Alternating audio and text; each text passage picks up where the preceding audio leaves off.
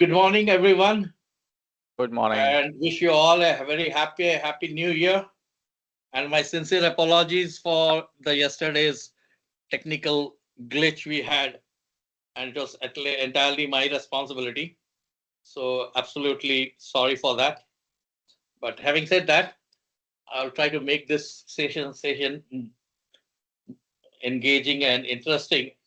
And I'm definitely confident that when you go away, you will have some thoughts about how to move ahead in 2026, specifically utilizing and harvesting the capabilities of the new LLMs. So, welcome to this comprehensive refresher program on the generative AI prompting. And I'm glad that you are here today after yesterday's mishap. So, over the next 1 hour, I will explore the fundamental transformation that has reshaped the world of AI prompting between 23 and 2025. The title of this program, we kept it specifically from prompts to platforms, the new way of prompting. It was because we wanted to be very clear from the start that this is not about writing better instructions or finding better words to write the prompts. This is about completely rethinking about how we build AI systems, and those AI systems which will work at enterprise scale. Now, today we have you people using AI, writing prompts in different forms. Many people have gone ahead and started implementing agents. But what we need today is systems that deliver consistent results day after day across dozens and hundreds of proposals and different contexts. So we are going to cover the years 2023 through 2025 and 26 because this period represents one of the most dramatic transformations in the field of GenAI, and especially when you talk about LLMs and the prompt engineering. Now, what worked exceptionally 2 years ago actually can hurt the results what we get today if we use the same. Now, that's how the pace is evolving.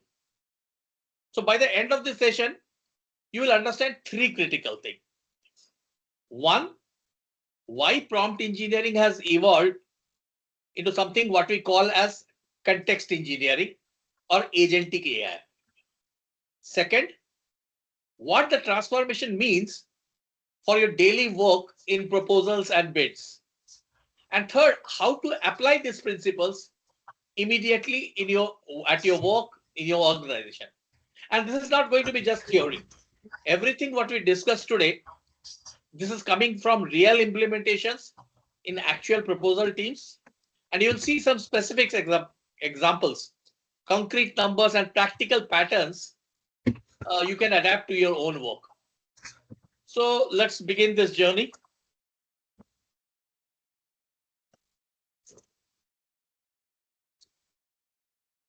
So if I see and try to go back to 2023, just think about how most of us were thinking about using generative AI at that time. Now, in those early days of generative AI, we all were treating prompting or giving instructions to the LLM like a creative writing exercise. We were spending hours and debating on the exact phrasing of the instructions. We believed that the success depended entirely on finding the perfect words. We actually had a phrase for it. We called the magic words that would somehow unlock optimal outputs. Now it is almost like casting a spell.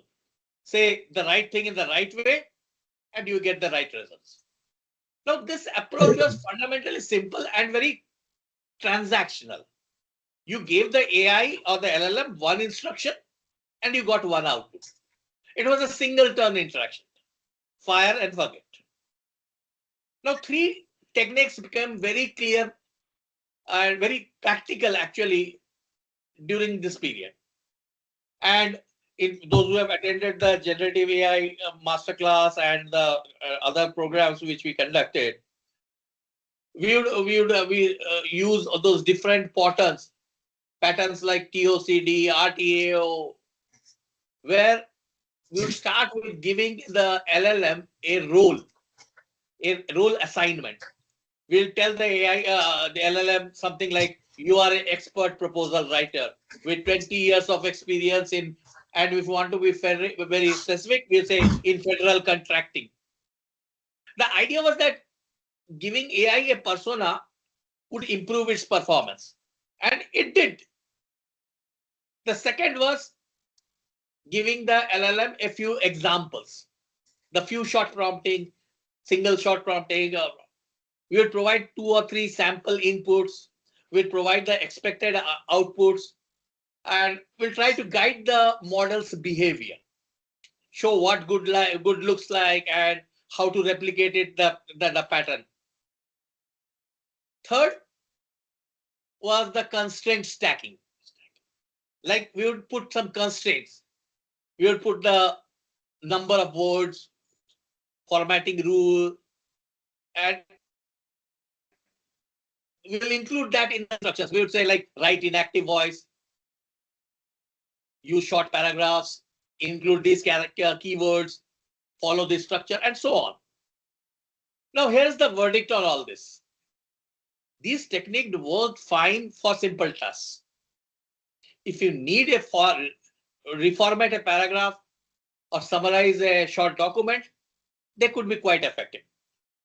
But these failed spectacularly at enterprise scale.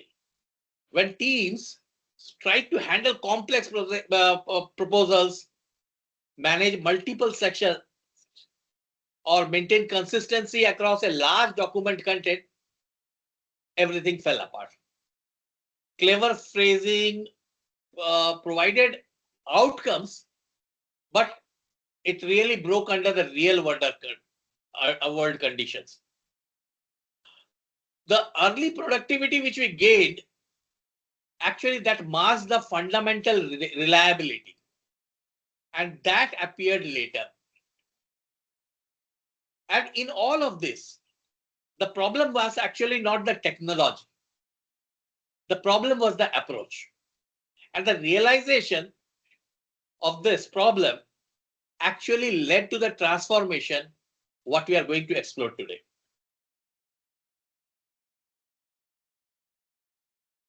So the question comes is like, why did the 2023 to 2024 model break? Now, when organizations, they tried to scale the early prompt techniques, 4 problems emerged. And these were not minor inconveniences. It is not that it did format the LLM did not format the document right way, or it did not include the keywords or something, or missed out something. There were very fundamental barriers to the enterprise adoption. The first one was the inconsistent outputs. The same prompt, and this is something everyone has experienced, I'm sure. The same prompt given multiple times produced wildly different results. Now imagine running the same requirement through your LLM prompt on Monday and getting one answer, and then running it on Tuesday and getting something completely different. Now this made quality control essentially impossible. Now how can we manage a process when you can't predict what you will get? You can't build a reliable workflow on the top of an unpredictable system. Second, the brittle assumptions. Now we carefully crafted the prompts which worked only under ideal conditions. But real world is never ideal, right? They failed when the real world inputs deviated from slightly what we had anticipated. For example, let me give you an example. If you designed a prompt for an RFP, which had a section, say, technical approach, but then received a RFP that called it a proposal solution methodology, your entire system, and by system I mean the prompt, that might break down. Now, the third one, which is very critical, is the zero auditability. Even though we had practices like observability, explainability, but there was no traceability of the errors or the decision paths. The AI would generate an answer, but you couldn't understand how it arrived to that conclusion. And this, for the regulated industry, specifically healthcare, banking, this was a critical gap. When anybody like a compliance officer or a regulator asks, like, why did you recommend this approach, or why did you take this path? We did not have an answer. And saying that the AI said so, that was not acceptable, right? And the fourth one was the knowledge gaps. Now, models could not access the real-time data. They were purely working on the training data, which could be months or years out of the date. And this led to hallucinations. Very confident, well-written answers that were completely wrong. Now, the AI would generate outdated regulatory references, cite even capabilities the companies did not even have, or even propose solutions that were actually not available or feasible. And this was something which, as a sort of a roadblock for the enterprises to confidently adapt AI in their regular practices. And in all these cases, as I earlier said, the culprit was not the technology. These were very powerful models, capable of doing a lot of impressive counts, or say outputs, giving outputs, I say. The culprit was the approach. And organizations who were trying to solve this problem with these language tricks, they could realize that this is not going to scale to enterprise operations. So that's basically the reason of that breakdown. Now let us talk about the fundamental belief that led these so many teams in enterprises astray. There was a core assumption that wording automatically would produce the better LLM output. And the thought of prompt optimization was the primary lever for the quality. You optimize your prompt, you write it but in a better way, you give it the role, you give it the examples, you will get the right way. Now, this was a very flawed belief. And we practiced it. We all even taught it. But the hard reality became, it actually came through a very real experience.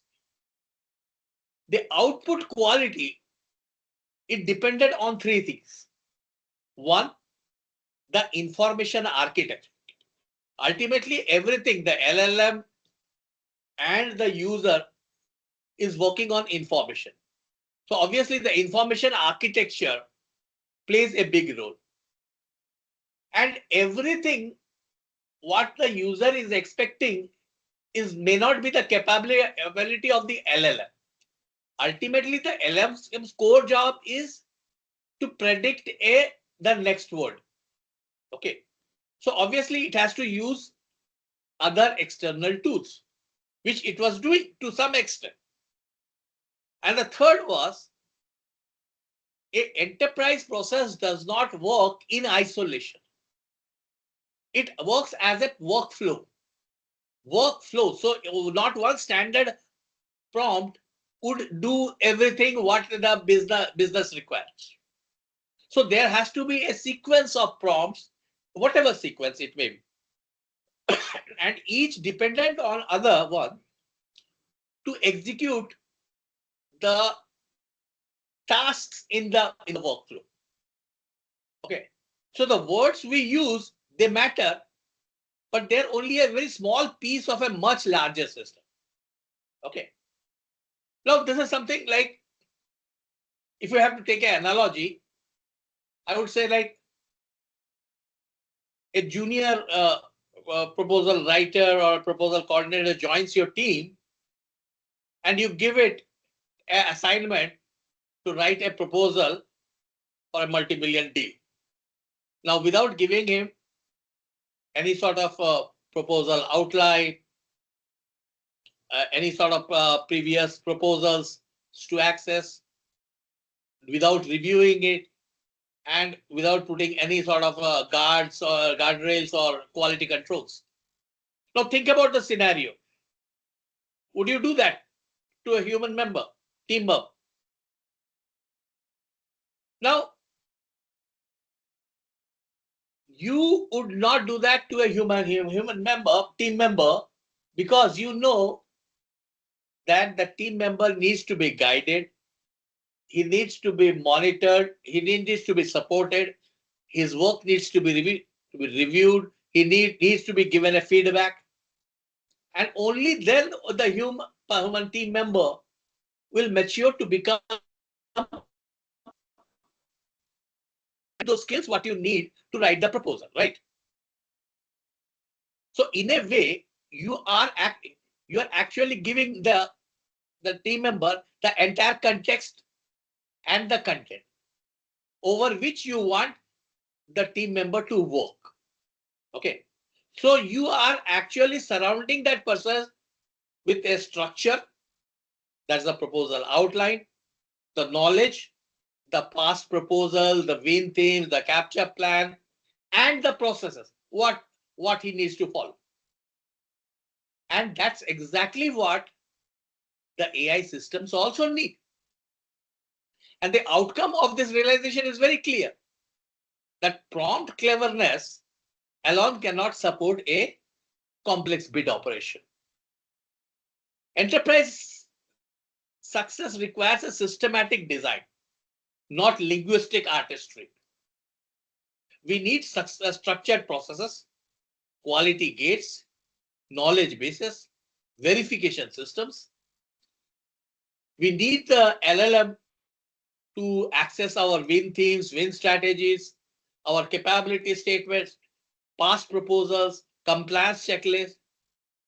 The prompt which we are using here is just only a trigger.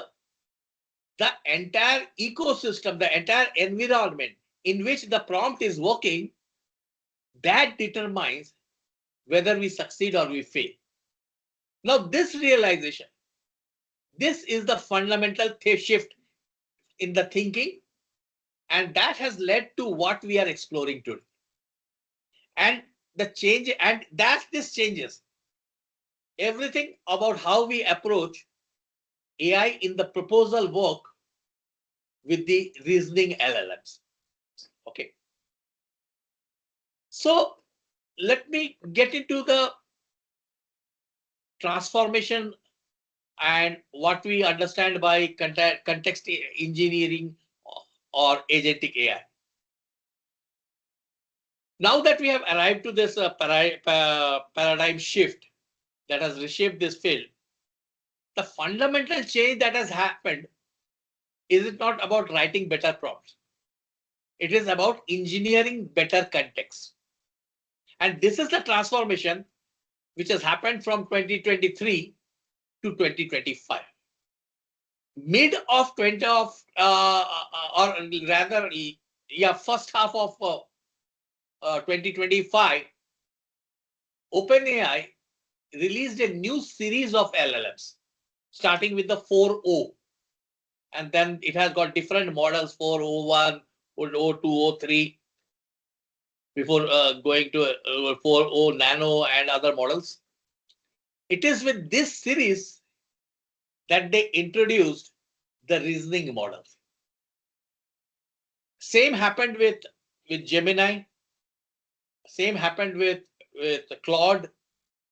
Everybody, of course, OpenAI was leading the stack, but everybody followed from the generic LLMs we had seen till the early of 2020 or 25 high, because before that we were seeing the increase in the number of parameters, the increase in the number of token size, context windows, token sizes it can handle, the context windows. But after 2025, people actually stopped talking, or even the company stopped talking about how many billion parameters the LLM has, how many, what is the context size of it can handle. Till that time, those were the vanity factors of the LLM providers, platform providers. But after that, they started talking about reasoning capability. Now, let me explain this in practical terms. Now, we saw that the prompt actually has a merely trigger within the operating system. It is no longer the system itself. It is just the starting point. Okay.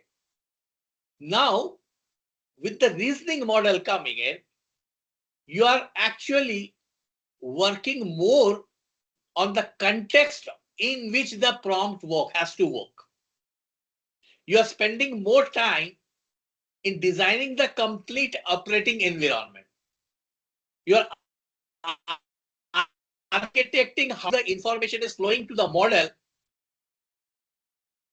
when it is flowing, and how it is structured. Let me break it down into three fundamental layers. The first layer, this is what the model already knows. This is the foundational knowledge and the training. The pre-training it has gone, the fine-tuning it has gone. It is what the model learned during the development. Now we can't change this because this is baked in. But we need to understand its strengths and its limitations. The second is what the model can access. Now this is the real-time data and the enterprise systems, your content library, your CRM, your past proposals, your compliance database. This is the information the model can retrieve and use, even though it was not a part of its original training or the right. And the third layer is how the model reasons. And this is the very important part. Earlier, we were giving the prompt the instructions how to run the task, like step 1, do this, 2, do this, step 2, this, step 3, this, provide the output in this format. Now, we are expecting the model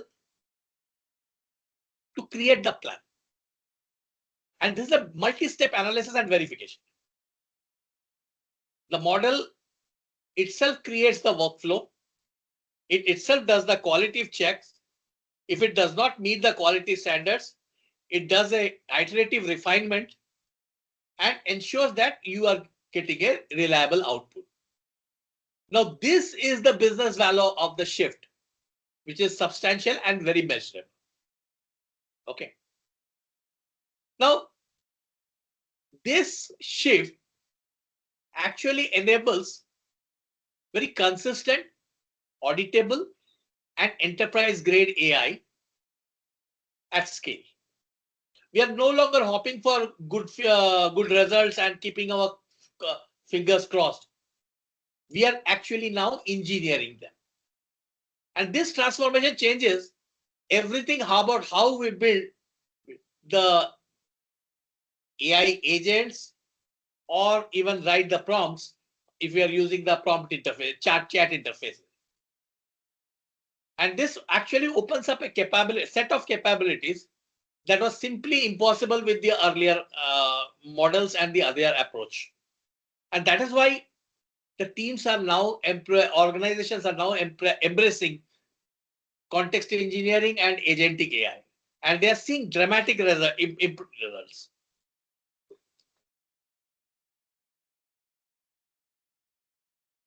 So let us discuss a little bit what actually this context actually includes. We talked about the context engineering, the information architecture of the prompt, but let us try to understand exactly what the context actually includes, because this understanding will help you when you are writing a prompt for the reasoning models. Okay. Now let us be very specific what we mean by context. Now this is not a very there's not a vague any vague concept. It's a very concrete and definable component. The context actually, if you see, includes 6 major categories of information. The first and the very important one is the system instruction and the scope. Now these are the foundation rules, the role definition, and the boundaries we are giving to the model to govern its behavior. Now think of it as the operating parameters for the model. Now,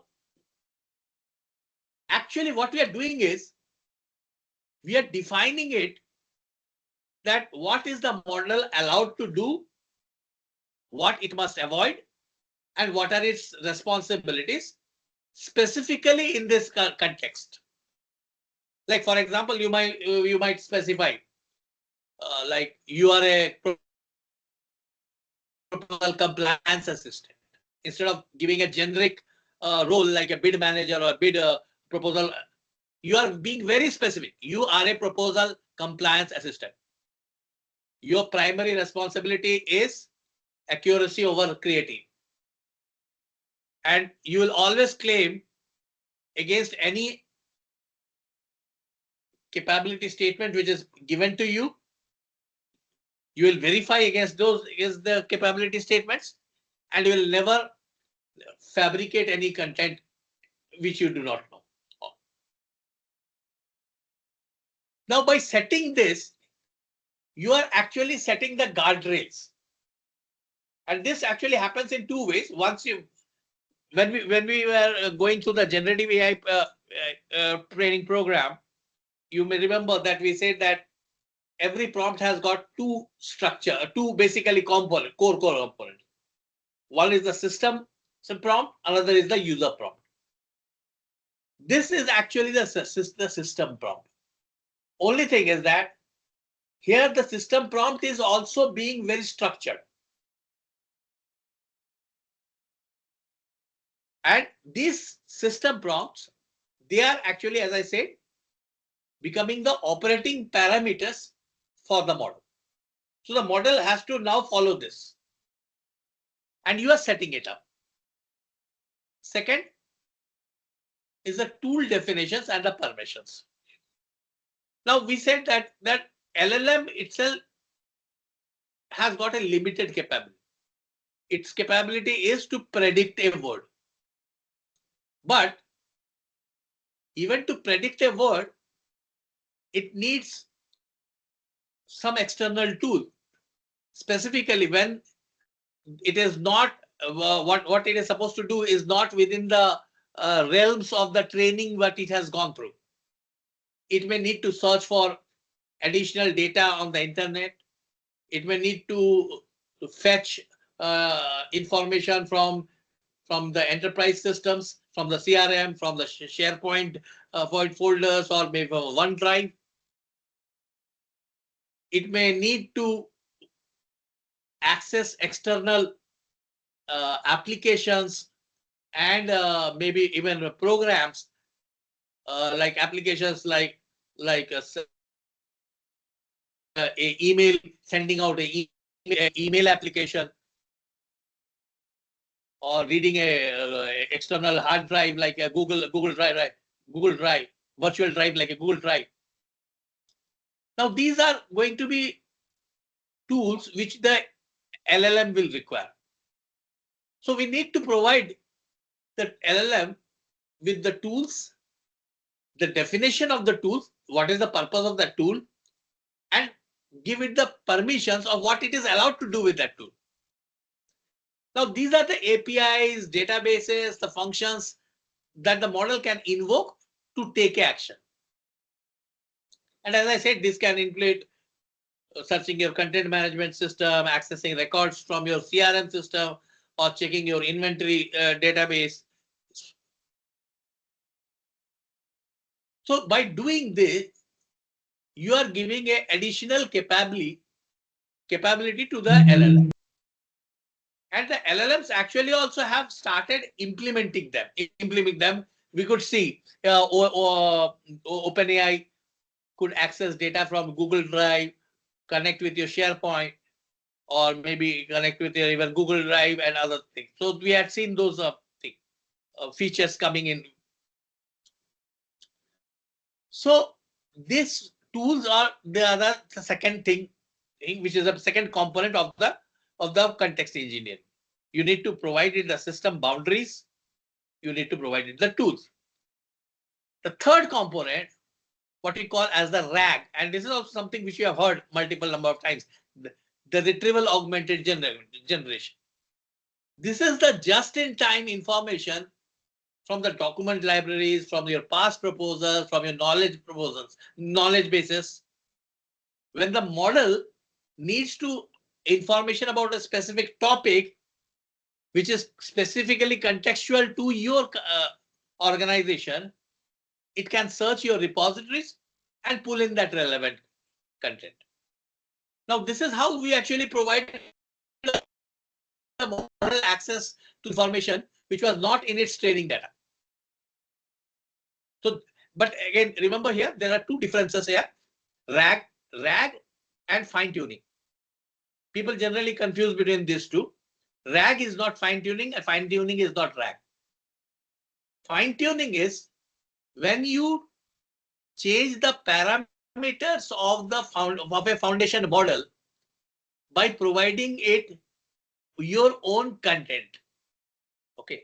So now the content, you are training the foundation model over the pre-training it has got. Whereas RAG is creating an external database, what we call as a vector database, and providing the access to the LLM to retrieve information when it needs. So these are two separate. Fine tuning is internal in the foundation model or the LLM. RAG is an external database. Okay. The fourth is the dynamic data. Now, this includes the user profiles, the opportunity details, the customer history, because every time you are working with a prompt, this is going to change. The audience for whom you are writing the proposal is going to change. The type of opportunity, the scope of the opportunity is going to change.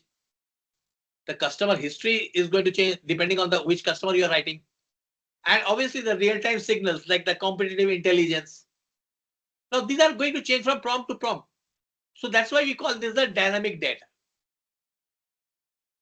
It also depends on who is working on this proposal, the user profile. Is it a bid coordinator with maybe 2 years of experience, or is it a 15 years experience bid manager?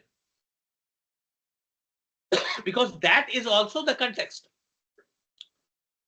And this contextual information, this actually shapes how the model approaches a specific task. The fifth, it's basically the governance and the rules, the constraints what we lay. Specifically in reasoning models and specifically with agentic AI, we call them as the guardrails. This basically covers the compliance requirement, the brand guidelines, the approvals, what legal language should be used, what terms must be avoided, who needs to review it, does it require a human approval? So these are the governance rules and constraints, and these are also a part of the context, because the context will change if you change any of this. Okay. And the sixth one is basically the metrics and the logging. That's basically how is the LLM performing? How can I measure that the LLM is giving me the right results every time? Where is it taking more time? What are the bottlenecks? This provides us with that performance tracking, the audit trails. Why did it take that decision? What was it thinking before it was taking that decision? And even what did it do to review that it has done the right thing? And if it realized that it has not done the right thing or there's the right path, did it iterate to do the right thing? Now, this is basically what we call the evals, the evaluations. Okay. And this is exactly what the reasoning models also provide us today. May not be with the chat interfaces. Of course, with the chat interfaces, you do, but if you can go to the playground. You can also write the prompt to show the evals. But within agentic AI, it's a core component. Okay. So what we are seeing is a beautiful result of building this entire infrastructure with the 6 components.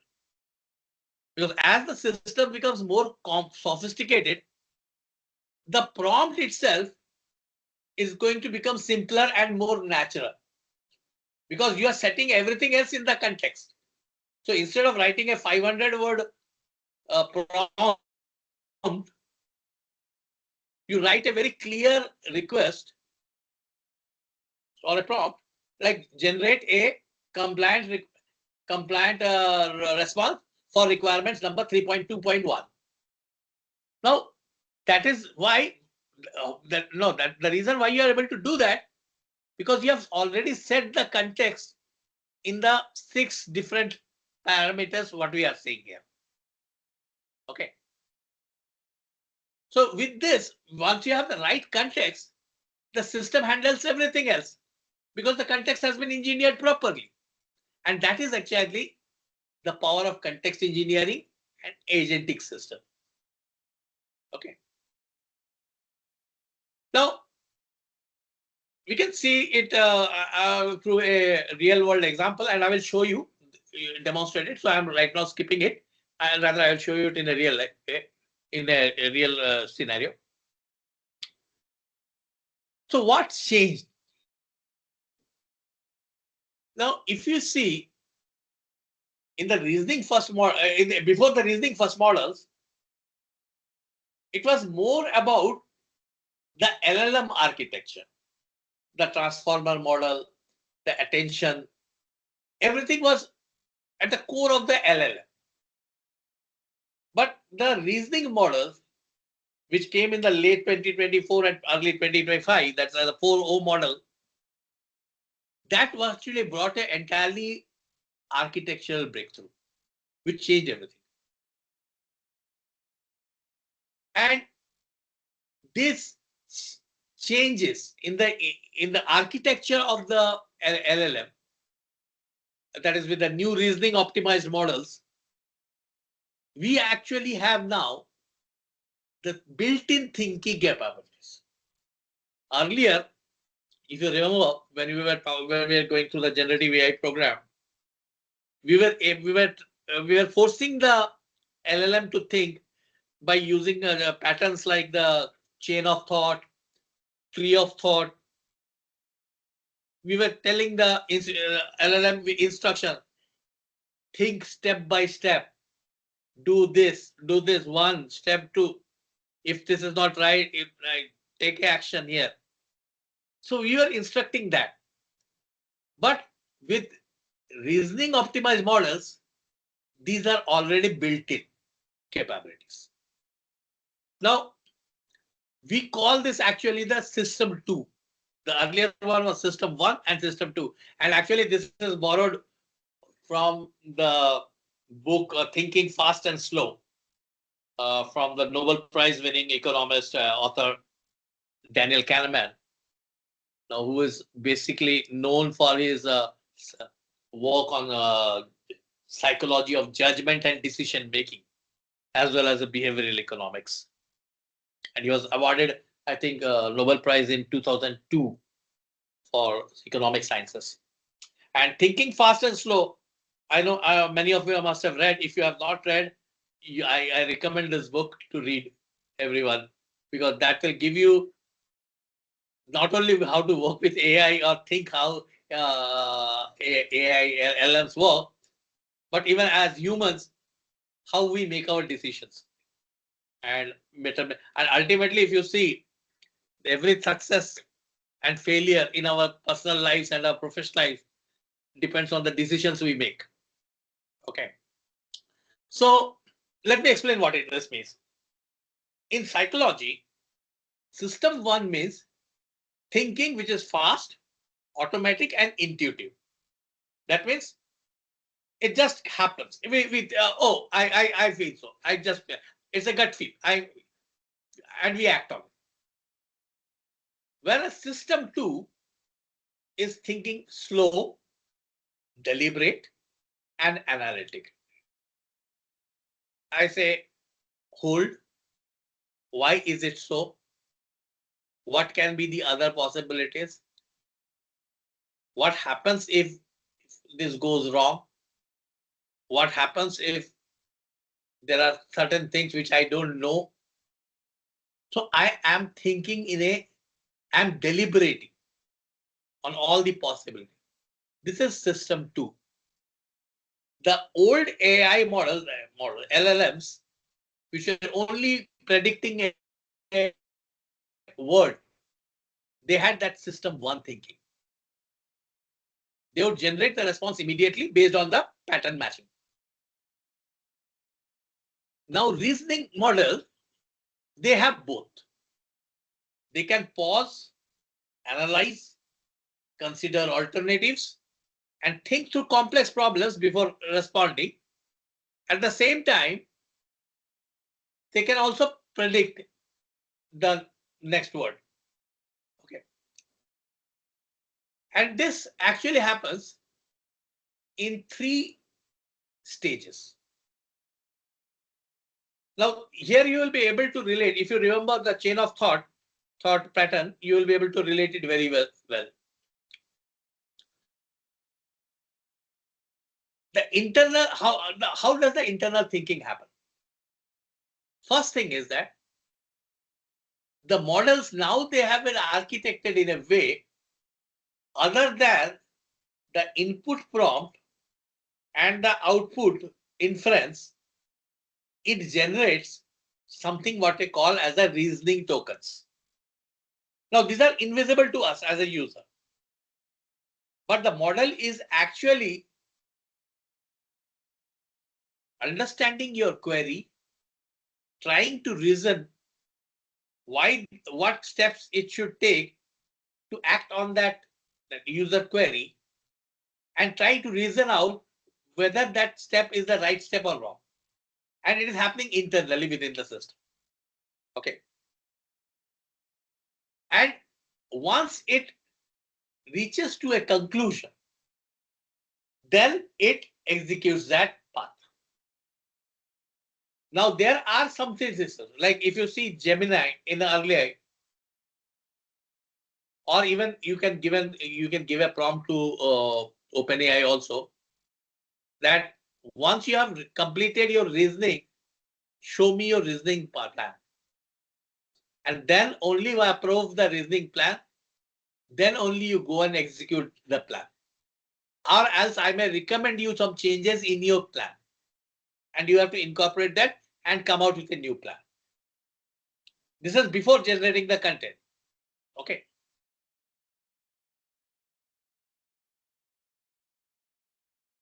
The second thing is first thing what we saw is the reasoning phase.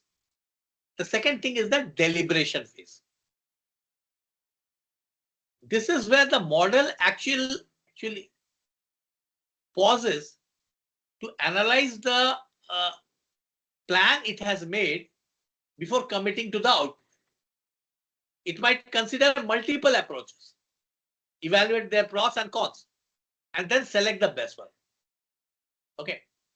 And this pause is brief. if we as a human, we were not able to even identify it. It may take a very few seconds, but it makes a very big difference in the accuracy. And third is the optimized response. When you are doing a multi-step analysis and you are producing a high quality answer, your output is more accurate, more nuanced, and more reliable. And this was a genuine breakthrough. Complex analytical tasks that once required explicit step-by-step prompting, chain of thought prompting, tree of thought prompting, train of thoughts prompting, now they are happening actually. And they're happening automatically within the system.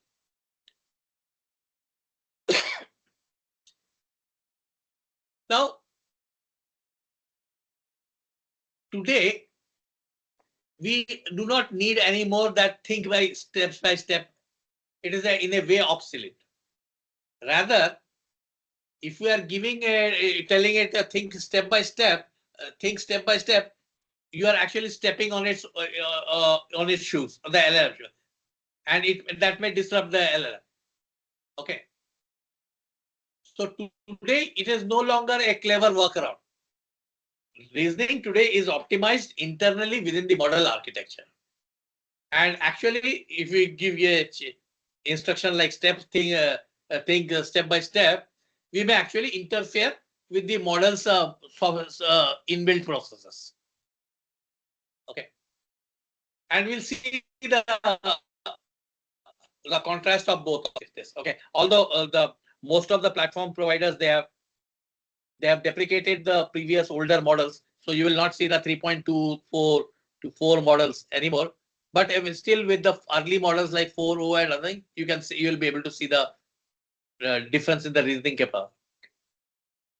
So we will see some prompts in 4.0 and then in 5.2, the latest model of a GPT, and maybe others also. Okay. So this is how the changes happen. And obviously, when such a change happens, there are certain trade-offs. Okay. And that trade-off is basically between the latency and the accuracy. The latency, I mean the speed with which you are getting the response. Now the system is thinking. Certain thoughts may take 10, 15, and I have even prompts which took me with the system, the LLM, at least I think 2 hours to come back with what I had asked it for. And definitely that was worth, that wait for 2 hours was worth. That was the accuracy. So if you see this chart over here with the speed and accuracy, this is how the trade-off is happening. Okay. But then we have to, as human, we have to decide that what is important for us. And where do we use reasoning? And to what level do you use the reasoning? And also the LLMs today has provided you the capability to guide the LLM on what level of reasoning capability should it use. Should it use a very high reasoning model? Should it use a medium level reasoning? Or should it use a low reasoning? If it is using a low level, the speed is high. If it is using a high reasoning model, the speed of getting the results is low. Okay, that is the trade-off. And we as users can decide that where do we need speed without compromising on the quality of the inference, and where accuracy matters most. So basic core tasks of the LLM, where we know the LLM will do it right, or the confidence level which we have is high, like document classification, or maybe content extraction, high volume processing of a document, or maybe simple reformatting. Now there you don't need to use too much of the brain of the LLM. Ultimately, the LLM is the brain of the system. Now these are very defined tasks. So here speed wins. Here you can do with a low reasoning model. But where you need to write a technical proposal section, or you need to do a compliance verification against multiple databases and multiple knowledge bases, where you need to do a win theme development by doing a lot of brainstorming, where you need to write a executive summary. This is where you need a accuracy. So there you have to, you can use a medium or a high level accuracy of the capability of the LLM. Okay. So this we can see is the core of the context engineering. This is something very similar, like we know that the LLM has the brain power, also has a memory by which remembers the context. Okay. Now you can take the analogy of the CPU and the RAM. The brain power is the CPU, and the context, the memory it remembers is sort of the RAM. And depending on the size of the RAM, your context window is defined. And depending on the number of parameters of the LLM, your CPU or the power of the LLM is defined. Okay, so this is how exactly the LLM and the memory work together. And obviously, this is another thing, the attention budget problem. Now, this is a typical problem which we face when we write a long prompt. The instructions at the beginning of the prompt and the instruction at the bottom of the prompt, they get the attention. Whereas the things which are there in the middle of the prompt, they tend to lose the attention. Now, why this happens? This happens because of the context window. Okay. So optimizing the prompt and putting what is important and important for the LLM to remember, the positioning of it also in the prompt matters. Okay.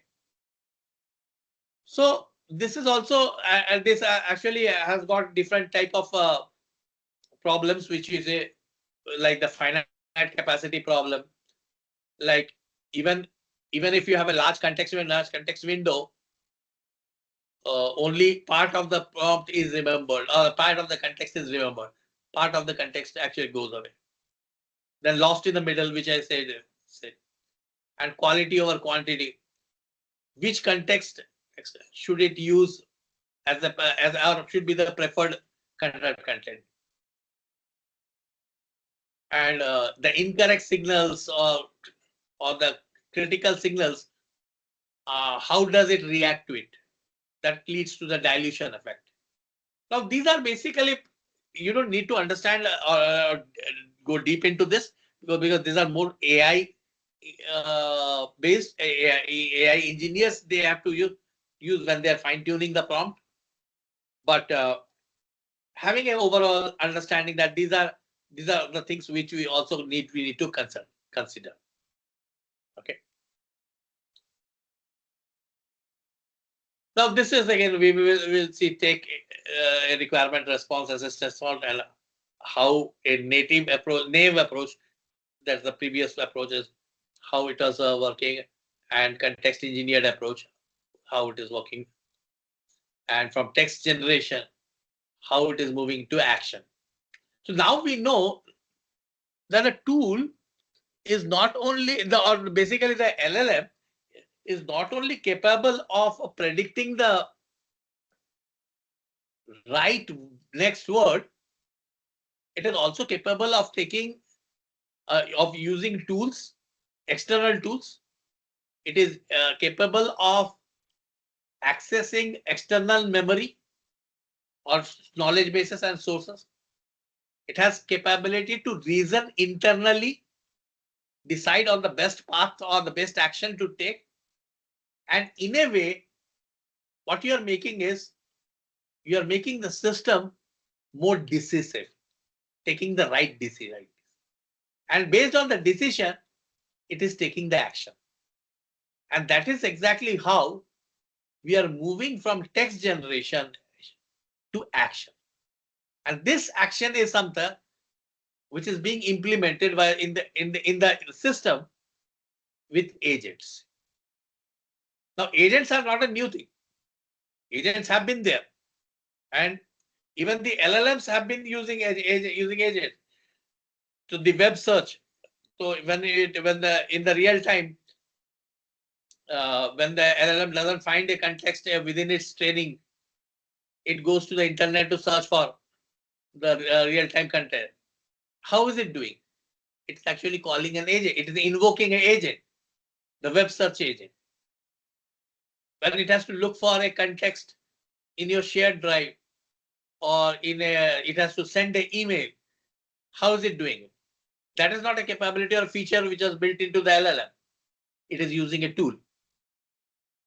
And even now we have got protocols like MCP, the Model Context Protocol, the A2A protocol from Google, Model Context Protocol is from Anthropic. This is allowing different LLMs not only to communicate with these tools, but with other LLMs also.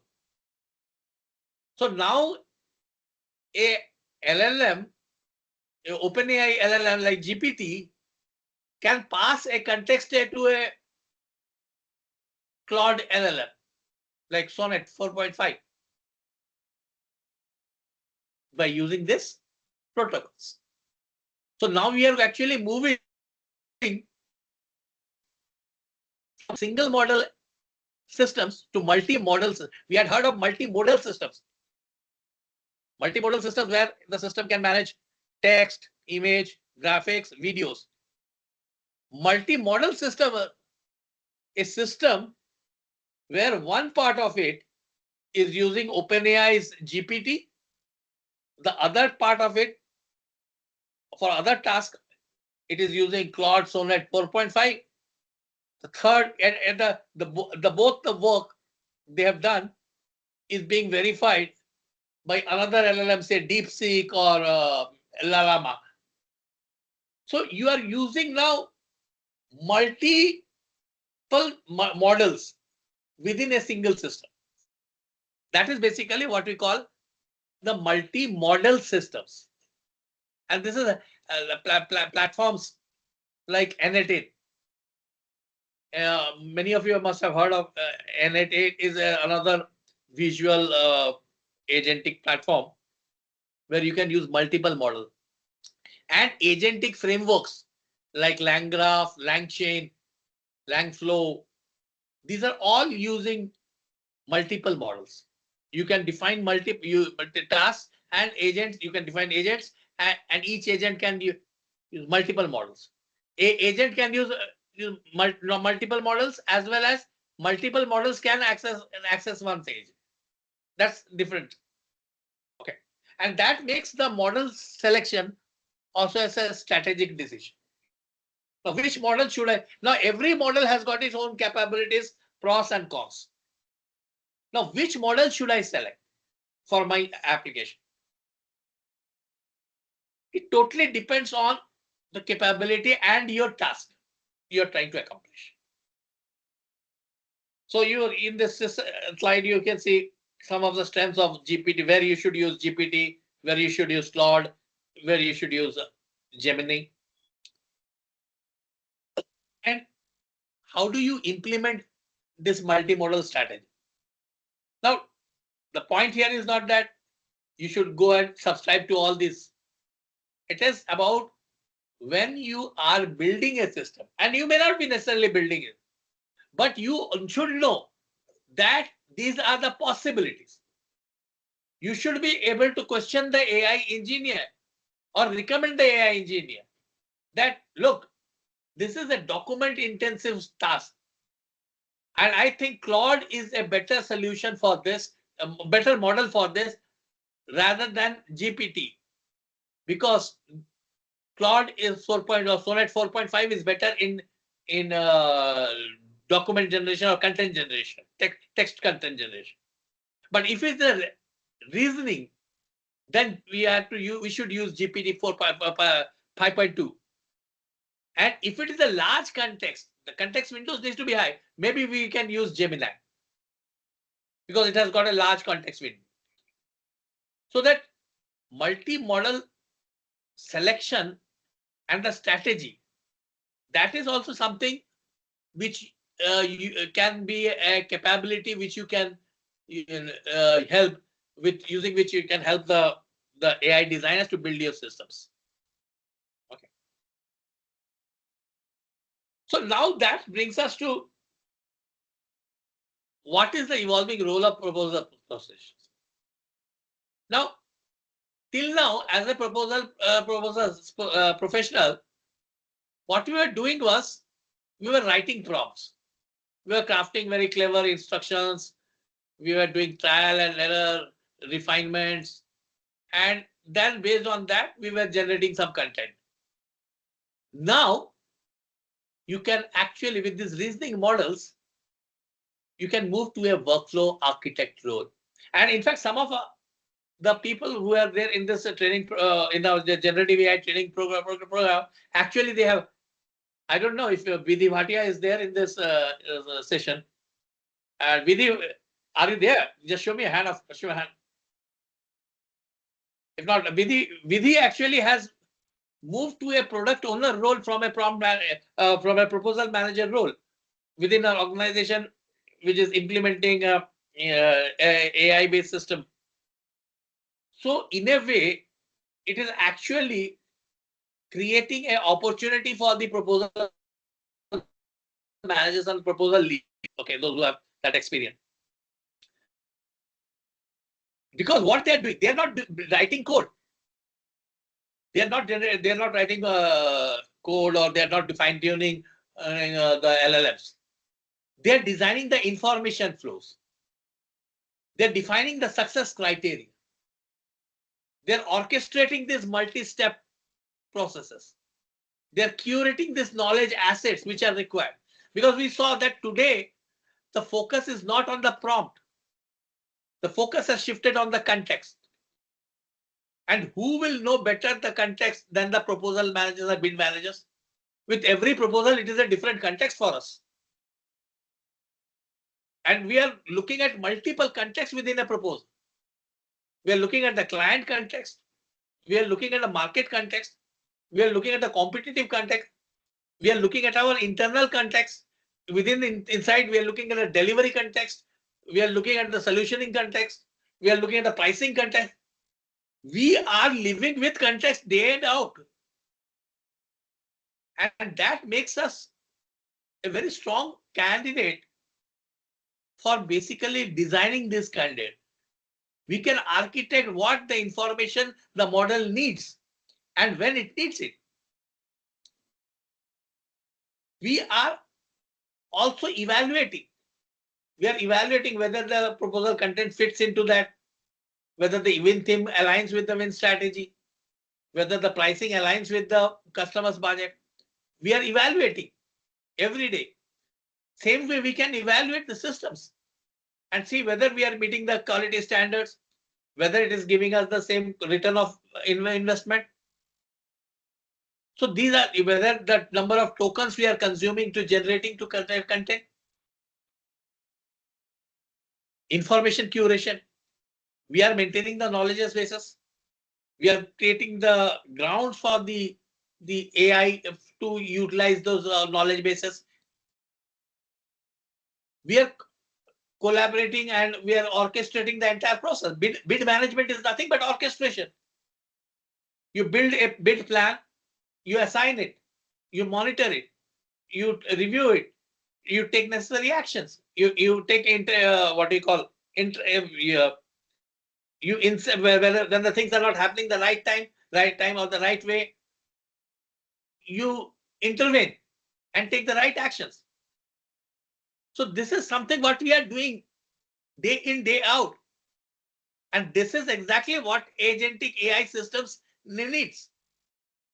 When you are building a agentic AI system, and every organization is going to build it, you do not need only AI engineers because they do not know the domain. They do not know how things work. Ask an AI engineer to design a workflow, they would break their head. But we ask a bid manager to define a process, how a process. He will sit with a pen and paper and on a whiteboard and say, okay, this is how it works. This is where the decision points are. These are where the action points. These are the data what we require, the content what we require. Because ultimately, what you are doing day in, day out. So this is the change which we seeing, and this is the change which we are trying to bring in. This opportunity what we are doing right now, the agentic AI workshop which we are doing. Now that is not building a AI engineer or a ML data scientist. It is basically building that capability to understand what is a agentic AI, use tools which are available right now, which the low code and no code tools. And let me be honest, you cannot deploy a agentic system built using a low code or no code system, but you can understand how it works.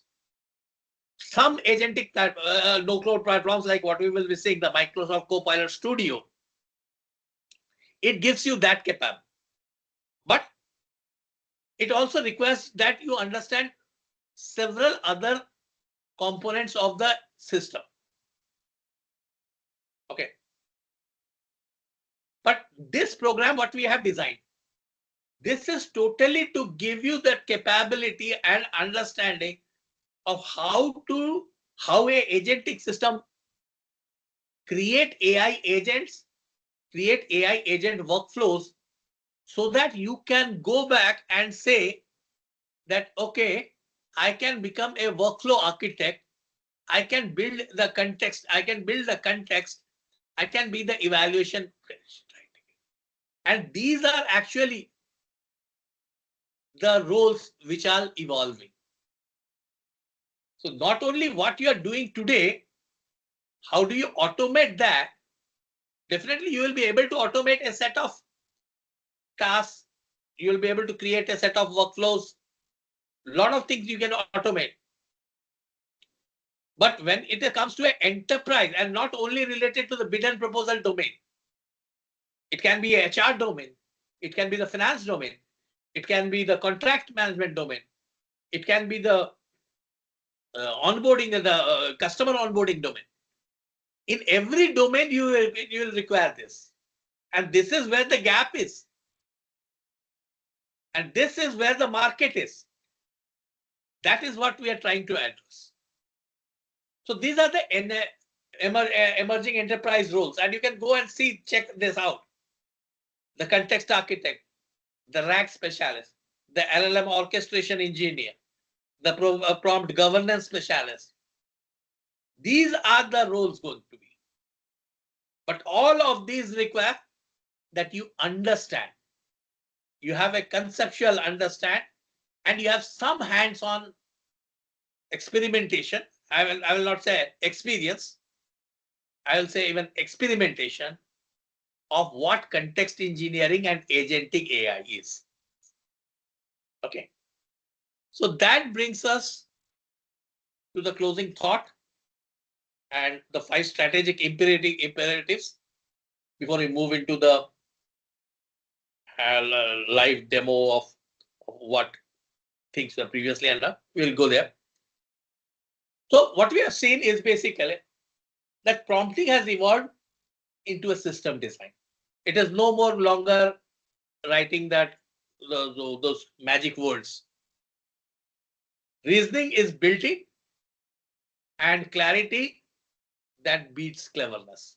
How good you write the prompt, that does not ensure that you are going to the right inference or the right output from the LLM. But the clarity with which you define the prompt, that will do. Context quality defines the output quality. No-brainer. Tools and workflows they are unlocking the enterprise value. You are not going to write, enterprises are going to hire you to write a single prompt and get a single task done. You are going to be looked in to create an end-to-end process. That's a workflow. And proposal professional, we are structurally advantaged. Now, what we make of this advantage is our choice. So, the closing thought, and it's from Marshall McLuhan. We shape our tools, and therefore the tools shape us.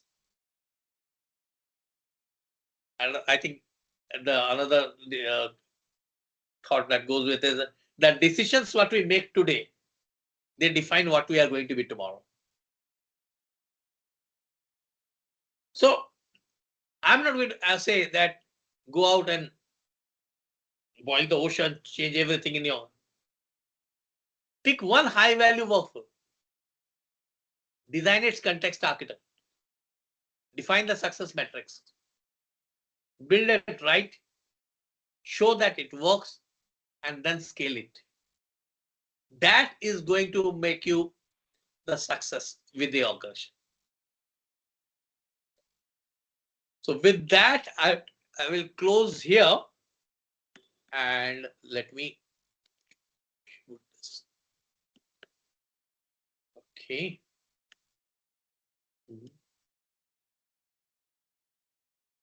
Just stop sharing. Okay. Now we can have. If you, I know there will be a lot of here, but we can take some questions. I can take, and then we can move into, maybe we'll take a 2-minute, 3-minute, or 5-minute break, stretch ourselves and come back before we go into before I show you some of the things what we discussed today. So anybody has got any, and please feel free to, if we are in a safe zone, please feel free to share your thoughts. What do you think? What questions you have? What comments you have? Is that whatever we discussed today, does it make sense? Even that's the first question I would like to. Anyone? Go ahead, please.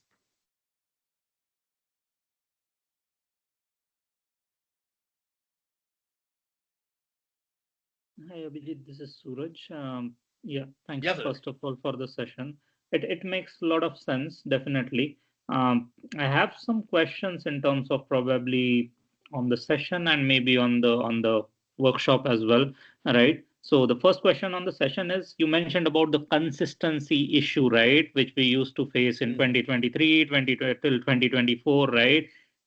Does it solve, based on your experience, the whole agentic workflow, right? Definitely we built agents, connected them, trying to solve this issue with the whole workflow thing, but does that solve the consistency issue? Let's say I gave the same prompt, where a simpler one compared to the earlier complex one which we used to write, but does the LLM, right, because of its nature, right, does it give the same output, or it's still like some changes are there? It may not be that level of drastic changes, but there it's not the same two answers when we run it in two different instances, the same prompt. Suraj, very good question and very important question. It totally depends on how we engineer the context. The guardrails, today we have got a lot of tools available to set those guardrails. But ultimately, it is all about the context we engineer. If we are setting the context, my experience, if you ask me, if I am setting the right context, and I will show you that. Every time I write the say prompt, there may be a variance of 8 to 10%. And that is not because of the system. That is because I have missed out somewhere in the context engineering.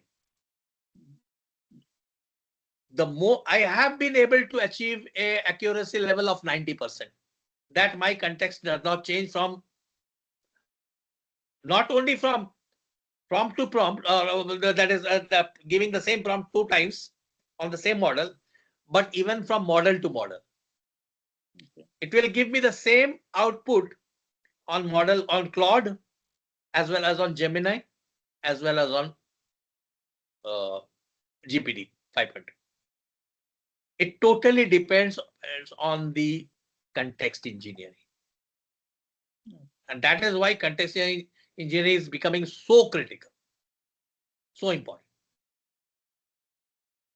In fact, context engineering is going to become a stream. It is a stream right now. But to answer your question short, and I will not be political by saying it depends. It is on how good we define the context. The narrower the context, and this is exactly one thing what you will see, that with agentic AI, we are not trying to build agent which will be able to do everything. Rather, we are breaking it down into smaller agents, sub agents. Why? We want to focus on that. That is how the design of the architecture of the agentic system is. Use sub agents, specialists who will do that.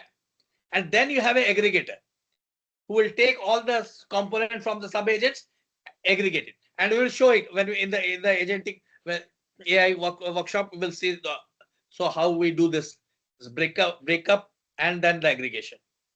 And that way you are actually building specialists and then taking the best from the specialist and create fine.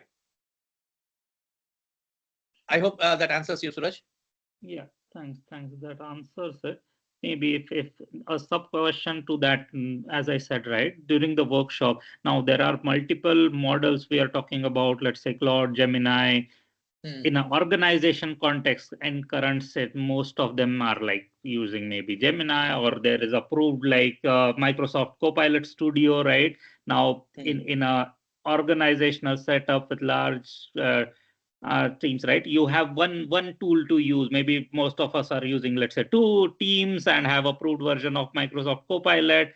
We may not be able to use multiple models. And in this workshop, right, we are how will we, let's say we built our own agents, we may not have subscriptions or something, so how do we tackle that problem, right, during this workshop? Yeah, that's a good question. I will come to that at the end, but to give you context, we are going to look into two platforms. One is the OpenAI agent builder, which actually uses the GPT 5.2 and the GPT models, and the Microsoft Copilot Studio, which also uses the Microsoft open source, OpenAI reasoning models, like 5.2, 5.1, and so the LLM what we are going to use is going to remain one. Okay, only the two different platforms we'll be using is more we'll use on the Open AI agent builder, and OpenAI agent builder requires that you have access to the OpenAI API. You can use the agent builder, but you will not be able to evaluate the agent. To evaluate the agents, you need access to the API, OpenAI APIs, and that you can get by getting the OPI key, which you can create when you create an account with OpenAI. You have to pay for, I think, a minimum of $5. And there are ways by which you can actually increase your token size, or the number of token utilizations we can do, API utilizations. And that is going to $5 is going to be enough for the trying out whatever we are going to discuss in the workshop. For the Microsoft Copilot Studio, there is a 1 month free license available for OpenAI Copilot Studio. And this is not the Copilot Studio which comes with the Copilot. This is entirely, I will show you that. This is an entirely agentic AI building Copilot platform. You get access to that. You can build your AI agents. You can test your AI. But again, Microsoft has got that limitation, the Copilot Studio, unless and until you subscribe to it, you will not be able to use the external API. Okay. So we will be using a paid version, and we will be showing you how to use the APIs and other things. But unless if your organization is giving you the Copilot access to the Copilot Studio, you will be definitely able to use it. If you are not getting that access, either you have to subscribe and it's costly. It is around 17,500 per month, or it is a pay as you go model. There are multiple models. So you have to that investment. If your organization is giving you a Copilot Studio, nothing like it. But if you are not having it, then yes, you have to try it out on the trial version, and then later move. Then you get my access. question was coming more towards that capstone project, what we were saying, right? Because that would be a hands-on building your own agent. So you need to have access. So you use the OpenAI access. Whatever we are going to give as a part of the capstone project, that is going to be, you will be able to do it using the OpenAI agent builder. Thanks, Abhijit. And OpenAI agent builder, you don't need to need to install any tool on your laptop. It is a browser based app. Okay. So there's no restriction. Yeah, go ahead, Vijay. Abhijita, thank you very much for the session. I was very much looking forward for this. Thank you very much. It is going to be a good session. I know I got that feeling now. I have one Vijay, can you come straight to the question? We have others also waiting. So is there any specific issue with, the Microsoft Copilot? Because I don't see this tool listed in the LLM models, which you have been discussing. Microsoft Copilot is a tool. It's not LLM. So it is a layer. It is a layer, application layer built over LLM. Okay. Built over the Open 5.2. Fine. Thank you. Anyone else? Any thoughts? Well, it's a pleasure to have Marshall Correa also in this. Marshall, what do you think? How it's going?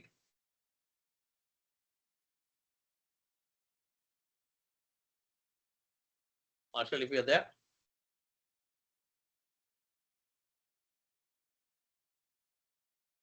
Okay.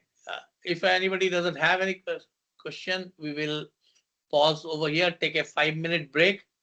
We'll come back at 11:30, and we'll rest. We will see how things. Hey, Abhijit, sorry, I was trying to mute myself. I hope you can hear me. Okay. Yeah, I think it was very insightful. What I liked about it was how models are evolving, how we are moving from prompt to context, the multi-model, how you enable that using agentic AI. And also the perspective of how it impacts proposal managers, bid managers, etc., because they obviously know the entire workflow, and that is very important. I guess workshop will give more of a hands-off perspective. And one thing I wanted to ask all the participants, I think if any of them are using, if they can share what is their experience, to what extent it has been implemented, that will help us, because this is really a knowledge sharing session, and we can learn from each other. So maybe I don't know whether it can be done now or it can be done during the workshop, but that's something which is which will be very useful. Yeah, definitely. We can do it now. Yeah, go ahead, Pankaj. Yeah, Abhijit, I mean, good morning. Sure, go ahead. Hi, Marshall. Yeah, so I've implemented some of these things internally in my organization, which is more of the entire workflow from end to end. Though it is still in a piecemeal, I really wanted to see how we are actually orchestrating it together, because even with the Copilot Studio, there are still certain constraints, particularly the context related thing. The another challenge which I'm facing right now is that it varies from user to user also, the output. I'm still trying to figure it out. Why is that is happening? But even with the same prompt, I get a different output, particularly when you're doing a scoring. I get a different scoring. The same other person gets a very different scoring. Yeah, that's exactly what something we are going to tackle when we discuss the context engineering in the workshop. So that's something. And as I said earlier to Suraj's responses, that it's all about the context. Correct. Okay, and that is a very interesting thing. What we talked about, the every user getting a different. So if you have if you saw if you remember the slide I was showing, I showed that user role is also a part of the context. Who is using the system? Is he a bid coordinator? Is he a bid manager? The LLM will behave depending on that, and that is the Yeah. reason why you are different. So if you set Even the guardrail yeah. that whoever is using in this context, these are the things you will follow, then it becomes Correct. different. Okay. Okay. Okay. Good to see 40 people on Sunday. Okay, fine. Let's take a break over here, and we'll come back at 11:30. No, 30 is only 3 minutes only. 35.